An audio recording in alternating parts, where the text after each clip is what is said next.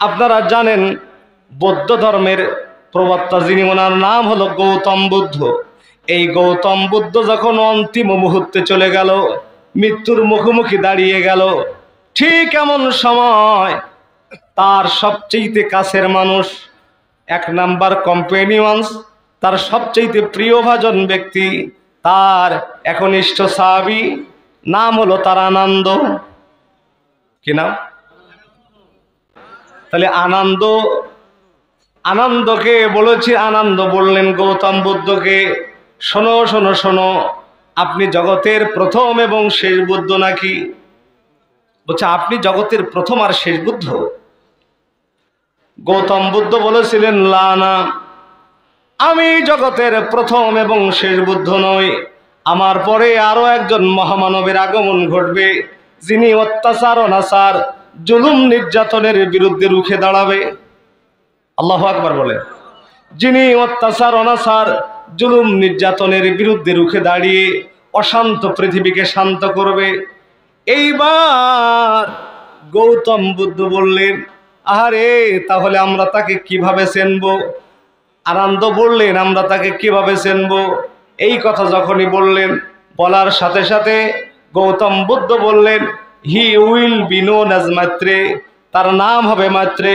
ভাইরা আমার, এই মাত্রে শব্দটারে যদি আপনি ডিকশনারির ভাষায় নিয়ে আসেন, আরবিতে, আরবি গ্রামারের ভাষায় নিয়ে আসেন, তাহলে মাত্রে শব্দটার আরবি হবে রাহমাতুল লিল আলামিন। আমি অবাক হয়ে গেলাম, আশ্চর্যান্বিত হয়ে গেলাম। ভাইরা আমার, আমার নবীর কথা বলেছে গৌতম বুদ্ধ হলেন, গৌতম বুদ্ধ বলছেন মাত্রে, আর এটাকে যদি আপনি আরবি করেন, আরবি হবে রাহমাতুল লিল আলামিন। তার মানে হলো আমার নবী হবেন রাহমাতুল লিল আলামিন, আর আমার আল্লাহ হলেন আলহামদুলিল্লাহ রাব্বিল আলামিন।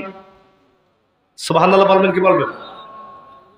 নবী শুধু মুসলমানদের নবী নন, নবী হিন্দুদেরও নবী, নবী খ্রিস্টানদেরও নবী, নবী ইহুদিদেরও নবী, তাম পৃথিবীতে যত কুল মাখলুকাত সব কিছুর নবী হলেন আমাদের নবী।